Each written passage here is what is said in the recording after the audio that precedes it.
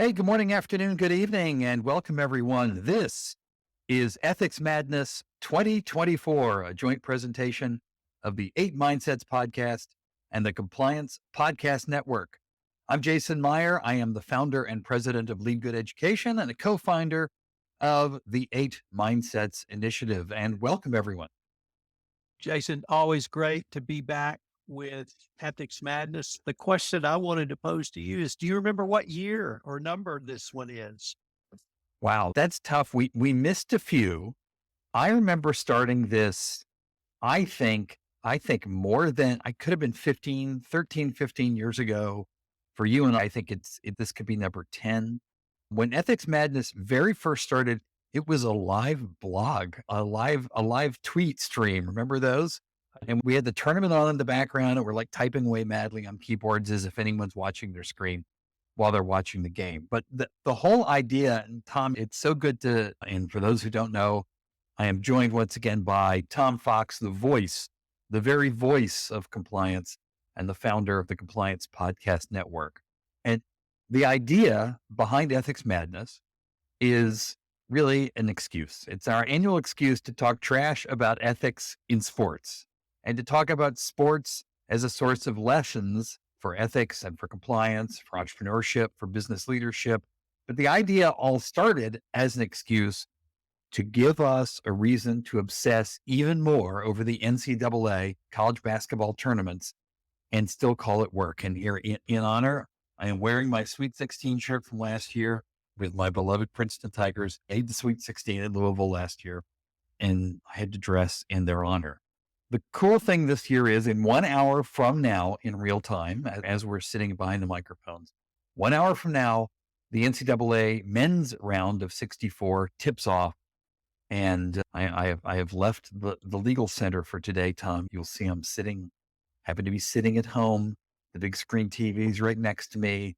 I'm all set up to completely immerse myself in some attempt to do work and still follow the games. Hey, on this year's Ethics Madness, on this year's show, lots of initials. We're going to talk about the NCAA, the PGA, NFL, MLB, and CTE. We're going to offer some standout ethical highlights, our anthem of the week, our respective picks for what a new feature this year that I'm calling One Slimy Moment, perhaps the ethics low point in sports. And technology permitting, we're going to try and do this PTI style. Pardon the interruption, longtime show on ESPN. We're going to run a stopwatch to get us to move from topic to topic because we've got so much we want to talk about. Tom, ready to get started? Let's rock and roll, Jason. Okay. So our first topic is the NCAAs and the NCAA, the National College Athletics, whatever they are. The big change in college sports over the last few years, one of the big changes, obviously, is the appearance of NILs.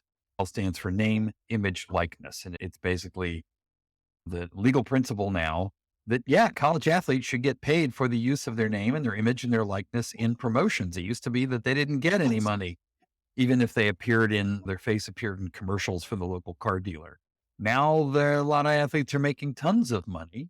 And on top of that, there is the transfer portal that allows college athletes to move from school to school much more quickly, which they might do if they can get a better NIL deal at another school.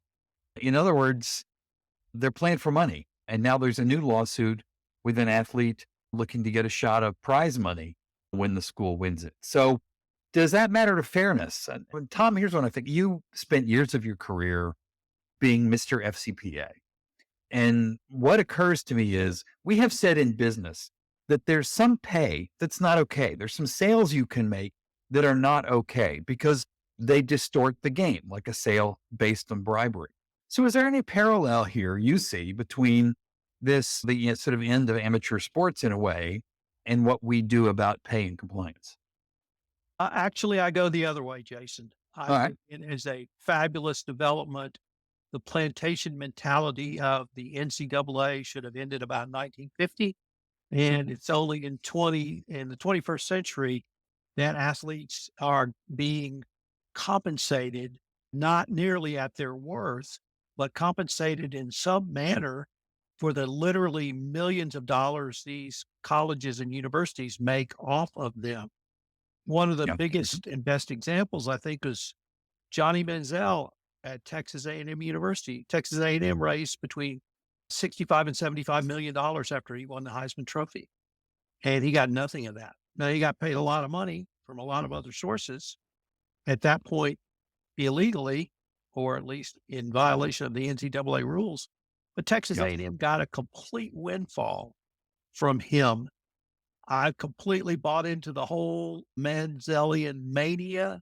They sold out every football stadium they played in. They didn't make it to a bowl game. Johnny Football. Johnny Football. Johnny And Football. but it's not just the millions that athletes are making. I interviewed a guy who helps high school athletes understand what NILs are and markets them largely in rural communities to places like the auto dealership, Mhm. to other service organizations in small towns. And he gets them $5,000 or $10,000 a year.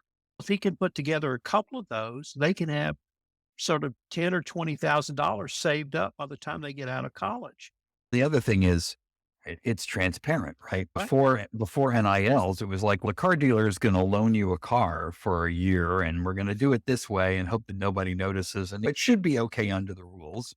And that happened in colleges all over. Now we can just say, look, here's your money.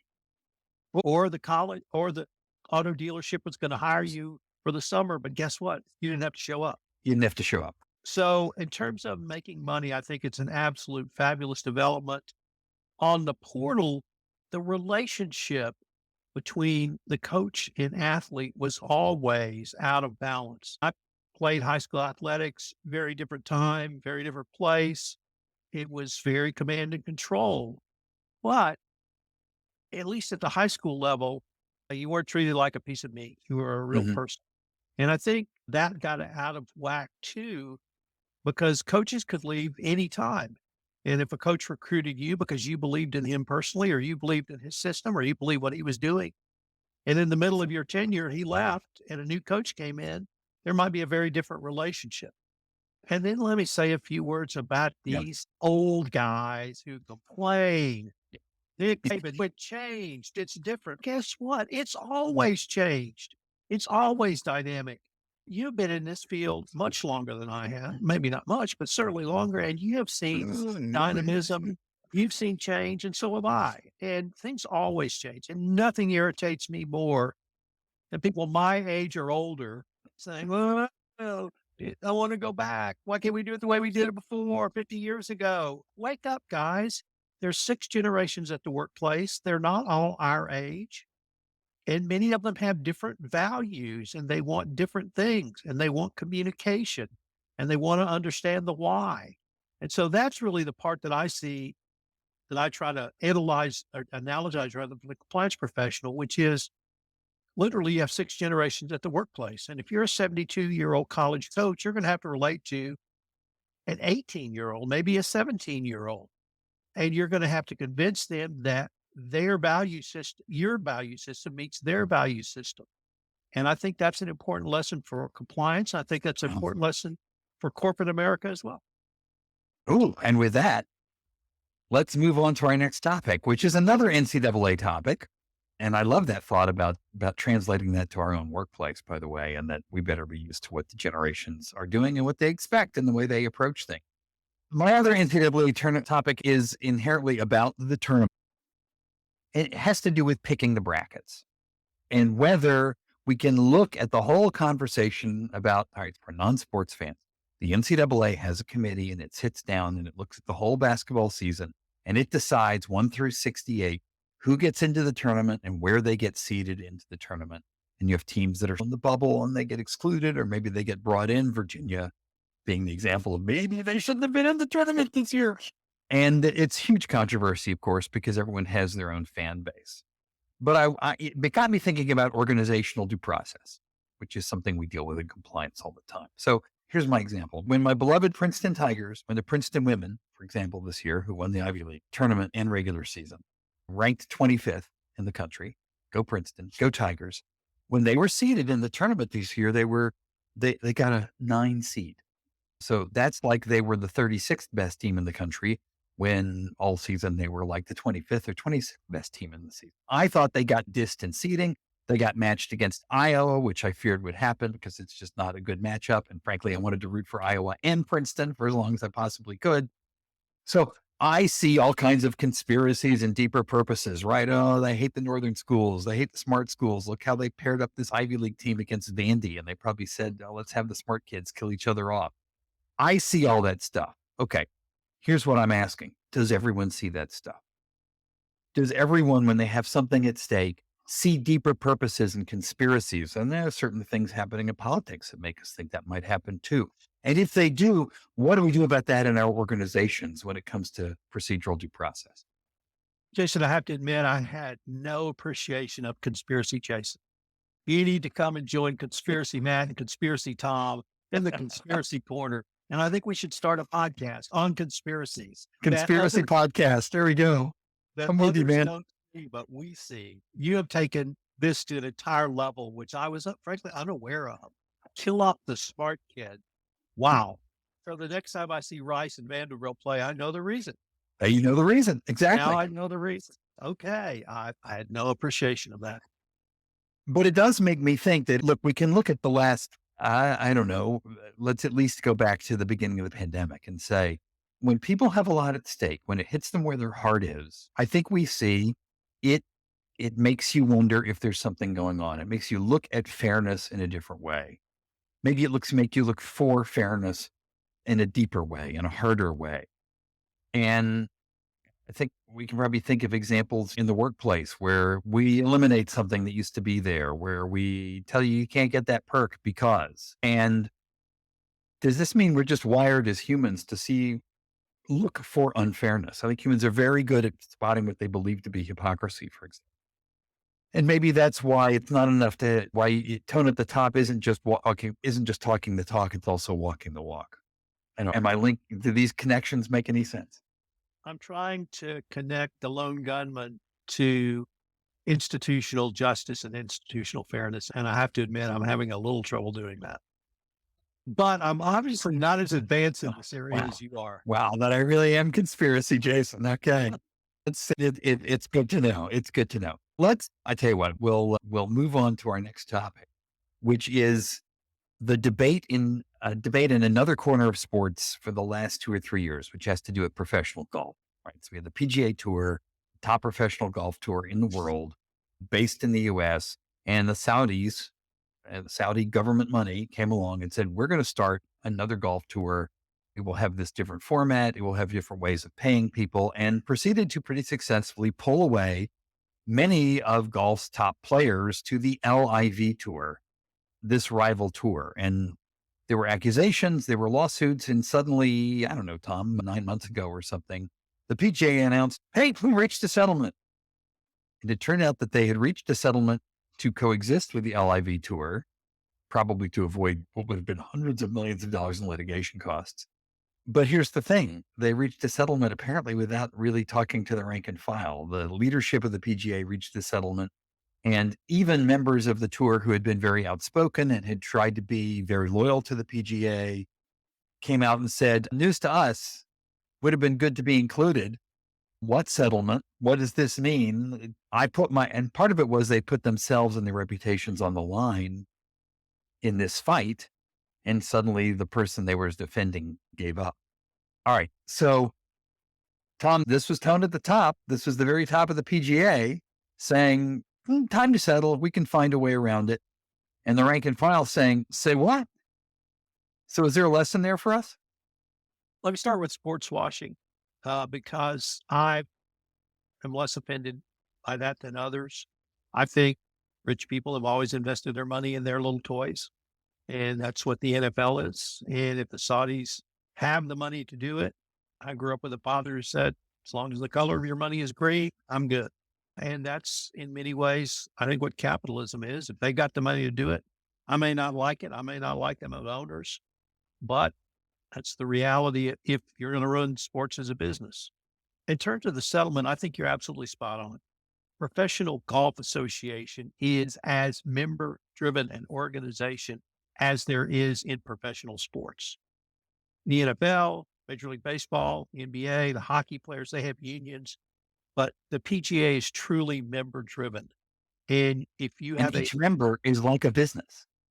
no, Literally. they are a business. They are a business. They have staff. They have people who travel with them. They have hundreds of thousands of dollars in expenses. If you're a top tour player, you're running a business of which you are the CEO and the main factory. As a recovering trial lawyer, the Yeah. settlement of litigation is always the goal. And it's actually enshrined in the state of Texas that the purpose or the goal of litigation is resolution. Now, sometimes you go to trial, but that's rare. And so settlement, I thought, was always where this would end. But if you have a member driven organization, you have to seek the members' input. And the leadership of the PGA was absolutely abysmal. To hear about it for the first time, for a Tiger Woods not to have been consulted, Rory McIlroy literally changed his brand to be "I am Mr. PGA." right.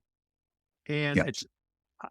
that's going to damage the PGA as an organization going forward, no matter what happens. As to the propriety of I guess when you sent our topics along and you said tone at the top, actually, I went in a different direction, Okay. Jason, Yeah. because I thought, okay, the Saudis are going to invest, they're going to want control.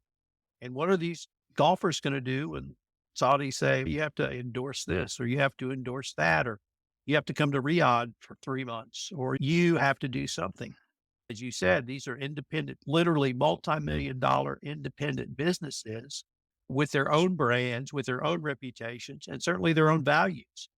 And what happens when Saudi ownership literally starts to take control of the players? It's one thing for a creep owner to buy a baseball team and then bleed it out of cash, and all the fans suffer because the team suffers. Interesting. But But what if the Saudis decide to buy Callaway or TaylorMade, right? They create their own golf equipment manufacturer. right. And ye Let's even shall. take it from there. So then the lesson to me is we all have our own individual ethical decisions to make about who we will accept money from and whether it's okay to accept money from them based on who they are. And I guess that's the way it's gonna have to be, is that it's up to us as opposed to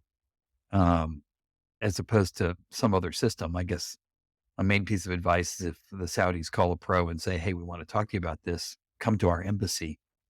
Maybe you want to have second thoughts. Meet them at Starbucks. Yeah. All right. The timer went off. Next topic, Tom.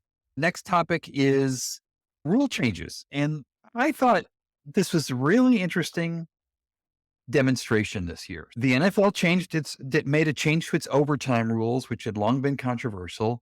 And the Super Bowl wound up being decided by those rules. The Super Bowl this year was under new overtime rules, which said both teams get a turn, no matter what. And I actually didn't even realize that. Whether the first team scores a field goal or touchdown or not, each team gets a full possession, no matter what. That decided the Super Bowl. And there was no complaining about, okay, that wasn't a fair rule. It's like the rule change worked. And everyone suddenly thought the overtime rules were fair.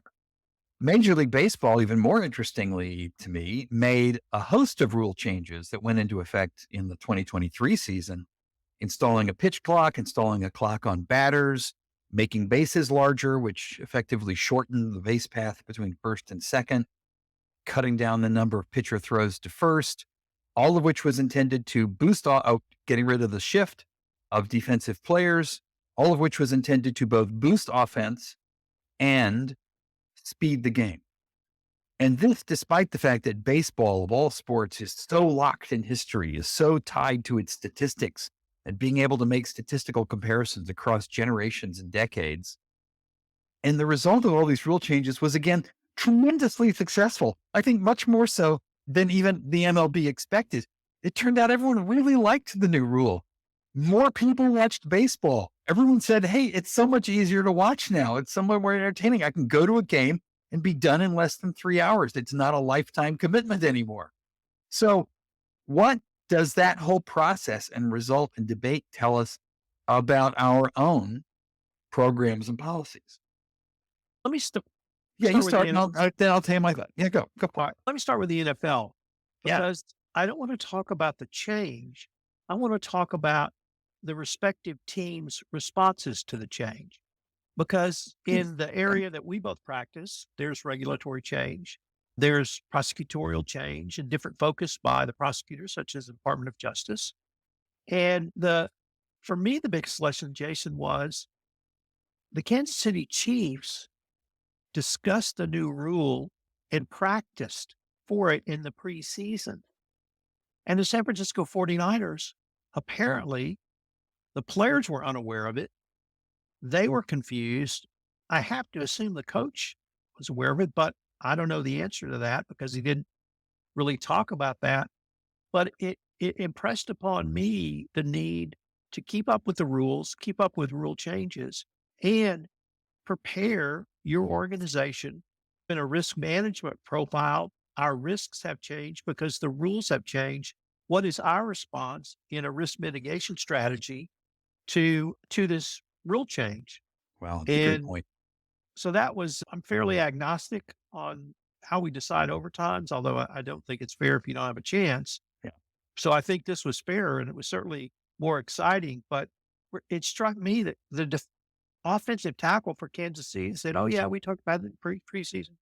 That is such a great point, Tom. And it did really stand out. Like when the Chiefs, after the game, said the coaches, like this week, the coaches went over it 4 times, what the new overtime rules were, what we were going to do in overtime, what our strategy was, that we did not want the ball on the kickoff. We wanted to defer on the kickoff, that if we scored a touchdown, we were going to go for 2 points right away. We didn't want the game to go any longer, win or lose on a 2-point conversion.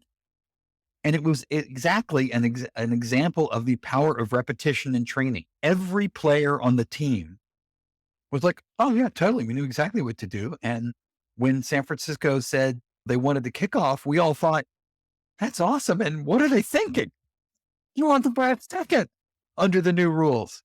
The other lesson I get in what I brought up before our timer goes off is, to me, what the MLB did was about what in the 8 mindsets world we call the mindset of the audience, the mindset of the learner, right? That whatever you do in leadership, in training, and engagement, you have to have in mind who your recipient is, the way they approach it, what they want. And baseball said, yeah, history is great. We've come up with all these strategies, but our audience is bored and they're going away, and we have to make this more engaging. And it was essentially, they changed their training protocols to make their product more engaging. And it was a huge success. And I think we can learn from that. All right. The timer went off. I guess we won't talk about the tush push, the brotherly shove, except to say, I think it was the right call that the rules were not changed and we continue to run that play. And the fact that one team can run that play better than anyone else, Let me just pick up on your last point of the go day. birds, shouldn't mean we have to change the rules. What you just said, our friend Carson Timms posits it the following: it's all about the UX. It's always about the Yeah. user experience. Absolutely. Mhm. I went to the Astro season opener last year, Yeah. and what I text all my friends was the following: the game took 2 hours and 35 minutes. This is unbelievable. This is baseball like when we were growing up. Yeah. And you said it. The user experience was fabulous. And I got to tell you, so years ago, I was visiting family in Georgia and went to a Braves game. We had tickets for a game, and Greg Maddux was pitching. And we talked to the family a little bit longer. This is back in Turner Field days. And we got to the stadium, I don't know, 25 minutes late, 30 minutes late. The game's in the 4th inning because Maddox is just laying them down. But he was not a wander around the mound kind of a pitcher. He got the ball, he threw it. He got the ball, he threw it. And in some ways, we're more back to where we used to be than this changes the game. All right, next topic. I'll get the timer going here. The prevalence of sports betting, and betting on sports used to be reserved to friendly pools and back rooms. And now it is the largest advertiser, or one of the largest advertisers in every sporting event you go to. You cannot get away from the fact you can just pick up your phone and bet any old time you want to on whatever game or minutia of the game you want to.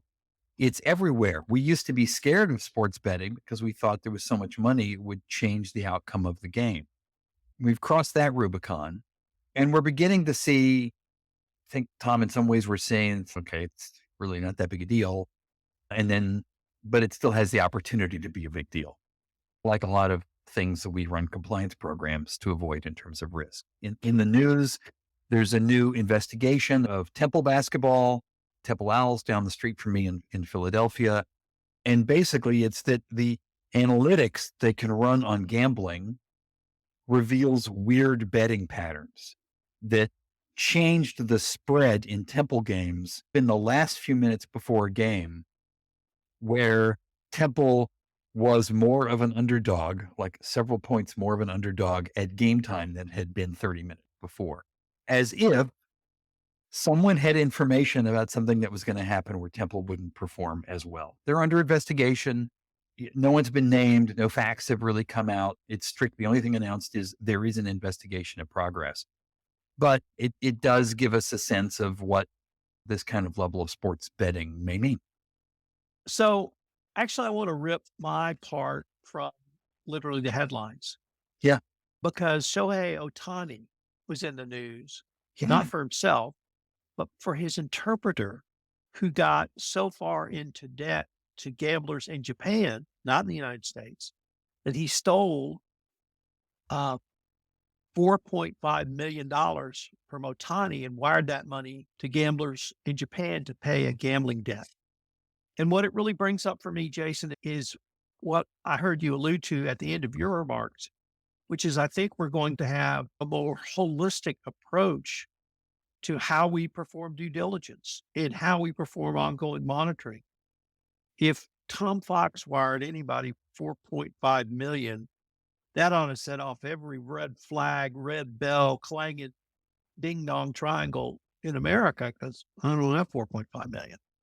And it's unlikely I'm ever going to have 4.5 million, even if I hit the lottery. So Yeah. when those types of transfers happen, that should generate a suspicious activity report. Well, somebody has to follow up on that. But here, there is absolutely no hint that Otani's involved. I'm not suggesting that at all. But a person close to him had an unrelated gambling issue, Mhm. big debt, and perhaps a problem, and it's impacting Major League Baseball. Well, what's MLB's response going to be? Are they going to start looking at everyone around each one of these individual multi-million dollar businesses that are called players? Mhm. So we really have to think through this in a much more holistic approach. This week, Matt Kelly and I talked about a unified approach to corporate risk management. And I think we're really moving towards that in a lot of different areas. And that's what's the sports betting conundrum has really brought up for me, that you have to look at areas you may not have considered before. Yeah, I wonder if this is a place where the corporate world actually has lessons for the sports world. 'Cause I just went through a stream of consciousness. What would the analog be if you could like bet on every minutia of business? And what would that do to business behavior? And wait a minute, that's called the stock market.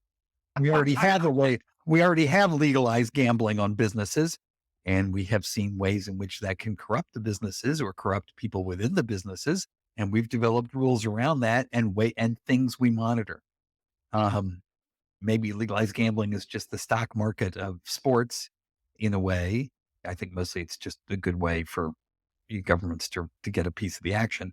But it will be interesting to watch what it means and to watch the extent that, that statistics, analytics, maybe even AI play a role in that compliance. And we can look for lessons we can learn from that.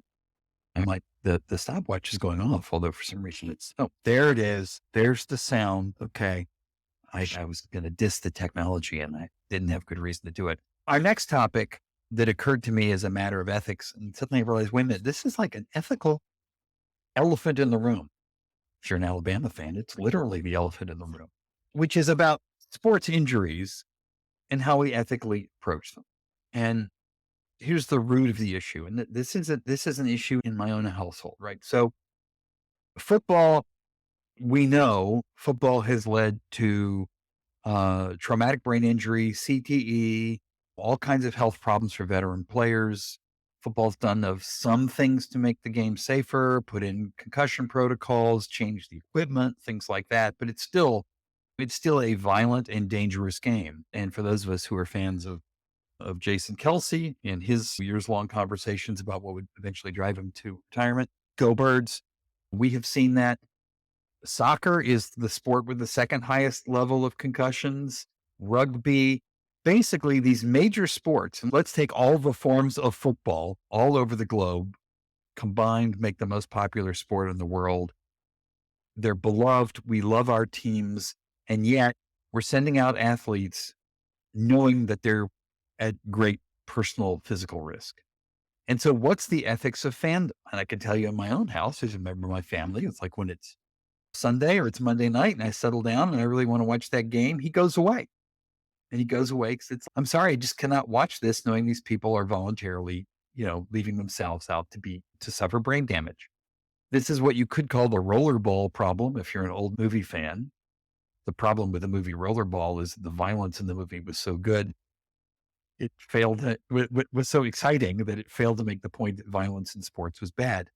But what are our ethics as fans when we watch that? Where is our responsibility? This is a very difficult conundrum for me. Yeah. I played high school football.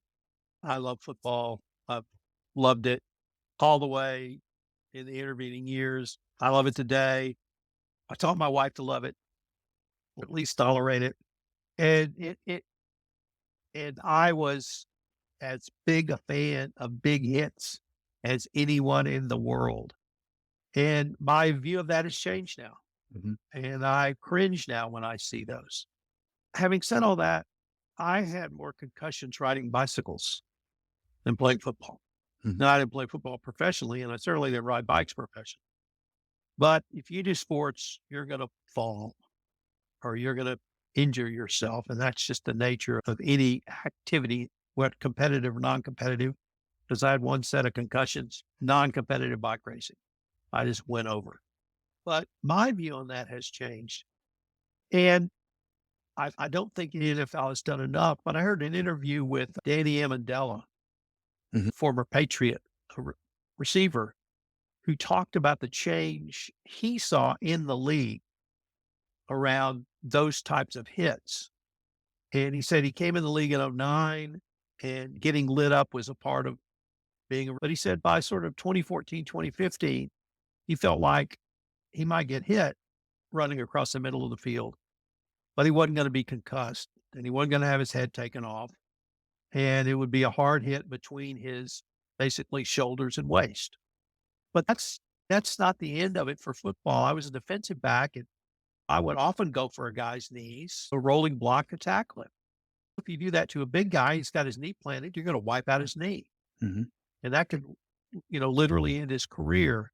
So you're absolutely right. Football's an incredibly violent sport. And short of playing flag football, and that might not even be enough given the competitive nature of Jason Kelsey and his brother, we're always going to have that.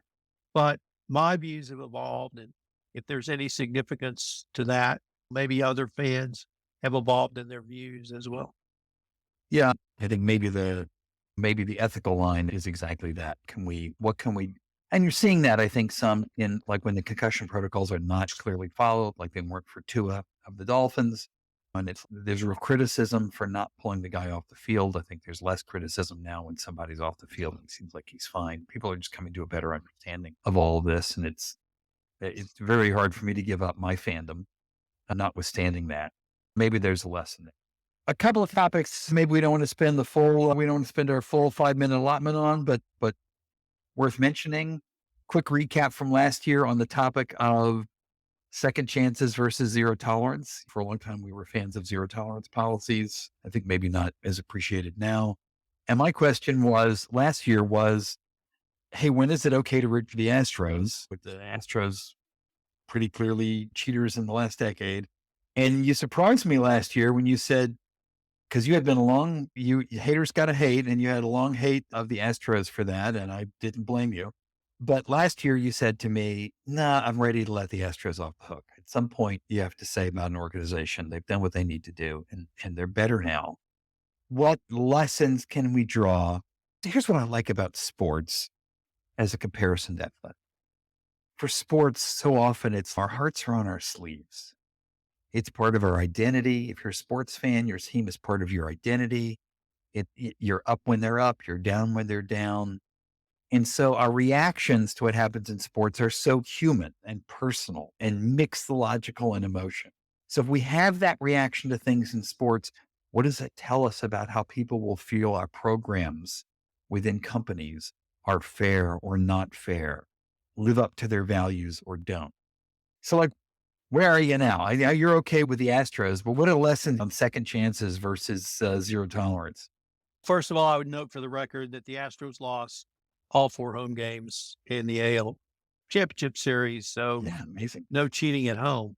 Yeah, They have 3 players left from the 2017 new manager. 2 new managers are down the road, so they're back, baby. right. And Will one the of the winner players left is just so hard to root against. Yeah, but here's really how I tried to think about it, Jason. In I think it was December of 2022, the Swiss company ABB settled an FCPA enforcement matter, and that made ABB the first 3-time recidivist under the FCPA. Hmm. And they hired an absolute star from Houston to be their chief compliance officer, a woman named Natalia Shaheda. And she was a good friend for a long time. We knew each other in the Houston compliance scene. And at one point she said to me, because I was like, how could you go to that company? And she said, look, Tom, senior management essentially said, we have now 3 corruption enforcement actions against us in 20 years. Is this who we are? It's not who we thought we are. Apparently, you are what your score says you are. So we are going to change. And we're not going to change by saying, hey, guys, do business ethically and compliance. We're going to completely revamp our entire compliance program. We are going to drive culture to the very heart of this organization, just as we have driven safety. And we're going to be cutting edge in terms of compliance programs and policies, data analytics, senior management, not buy-in, but participation. And we're going to make sure we, as an organization, don't do this again. The message I got and lesson I got really from her was that if senior management is committed, they can change a culture. I don't pretend to say it's easy. It's relatively simple, I think, Mhm. because we all know how to build out a compliance program, but you got to change hearts and minds. And I think that's the lesson I would draw on, or maybe even pointing back to Siemens and their 2008 scandal.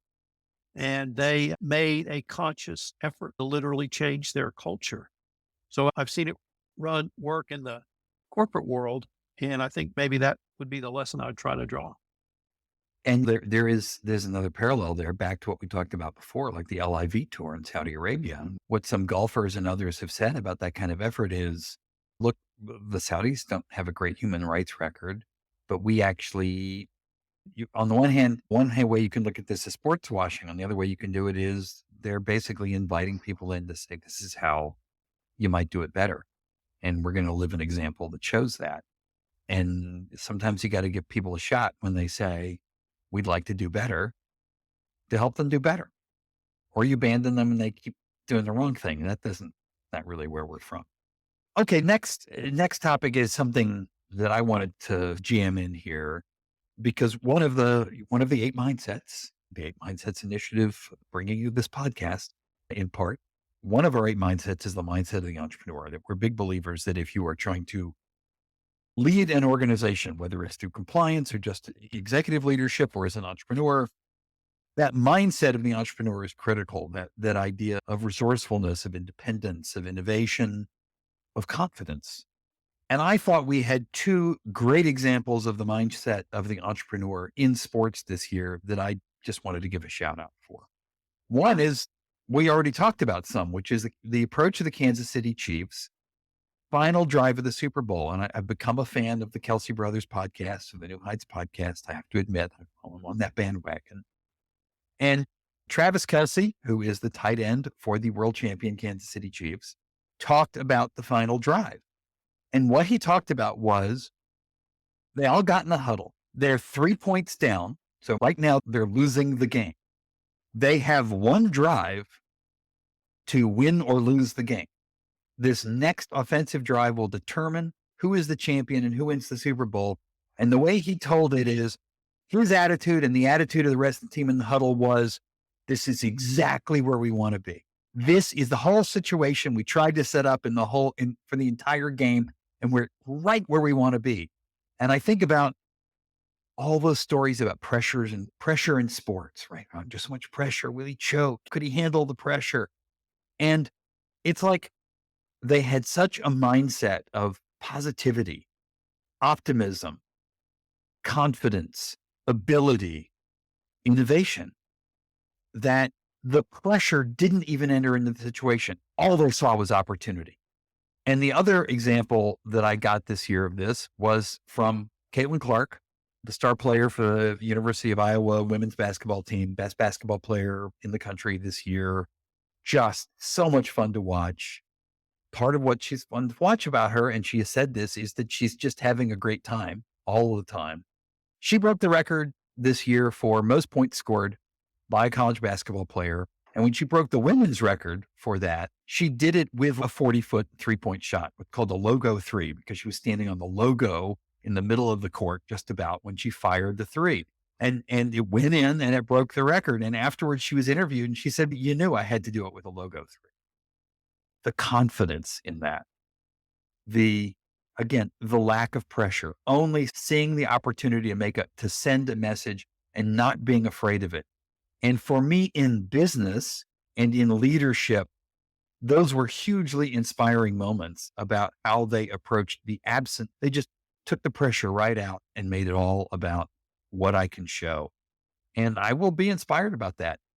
Jason, I wanted to look at 3 traits of an entrepreneur that really I thought encapsulated both of the stories: solution oriented, adaptable, and willing to take risks. Mm-hmm. And I hope that compliance professionals will literally embrace these, because for so long, compliance was seen as the land of business non-development, Dr. No from the land of no, Right. all of those things we heard 20 years ago.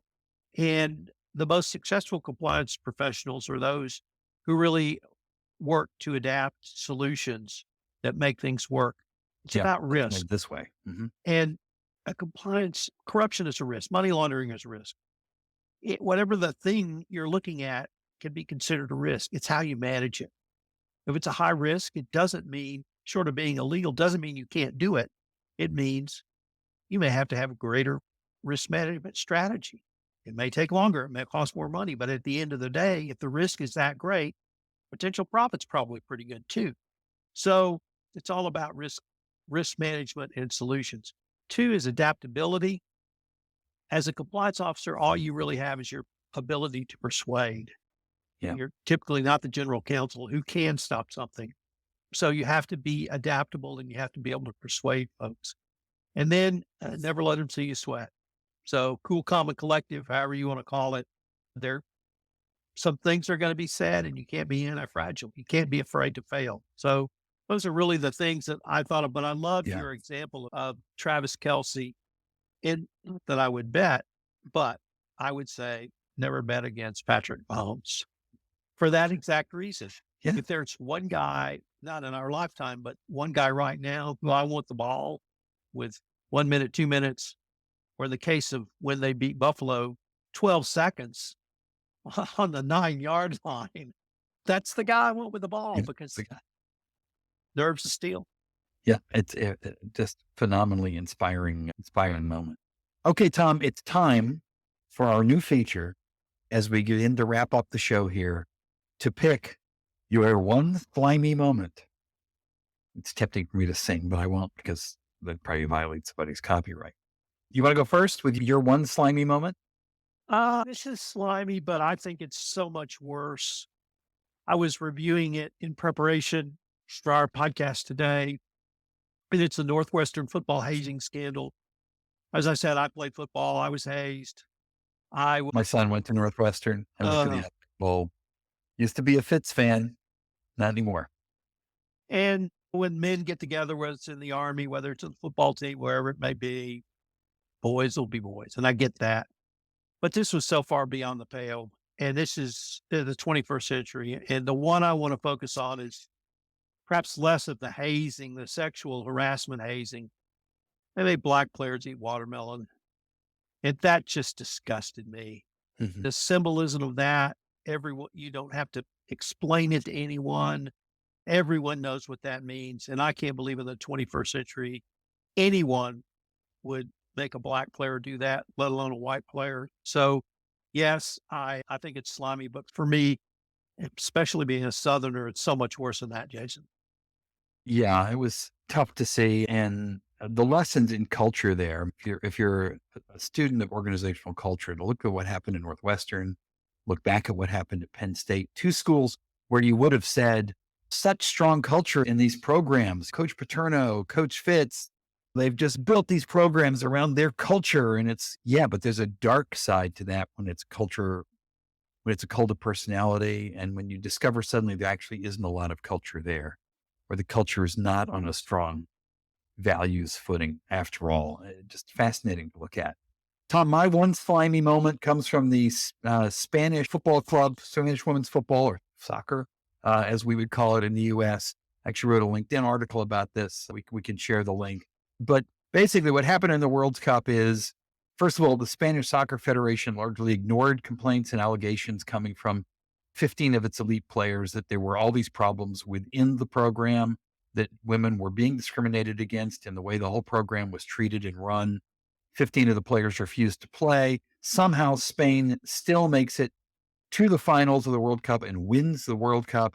And in the moment of celebration of the World Cup, the president of the Spanish Soccer Federation, Luis Rubiales, grabs the star player, Jennifer Hermoso, on either side of her head, implants a kiss on her, not just like a nice little kiss on the forehead, full lips on, non consensual kiss. Super uncomfortable, creepy. Rubiales finally stepped down after the international incident this rightly caused. He's actually facing trial for allegedly sexually assaulting Hermoso. He's denied wrongdoing. And Tom, there was news today about this guy, about Rubiales. He's going to return to Spain to face a judicial probe. He's in the Dominican Republic, but he will return to Spain to face a judicial probe into the business deal to hold the Spanish Super Cup in Saudi Arabia. And there's allegations of Saudi Arabian money tainting the Spanish internal championship and potential charges of corruption and money laundering. Luis Rubiales, you are my one slimy moment. Thompson, I have quick to hit, say that right? that Oh, was yeah, go ahead. No, really, sorry. once again, I thought that was beyond slime, and that was so uncomfortable to watch again on the video. But the response was just horrendous, and hopefully we'll get a lot of lessons learned out of that. But I just thought that also went far beyond slime. And it is exciting now to see that I think I have found myself as a fan drawn more to women's soccer and women's basketball in this college tournament this year than I am to the men's game. I just think, and then I saw Shaq say the same thing, and I think in some ways this attention is leading to that. I think the women's game this year is just a better game for what I like about basketball, passing. That it's a team game.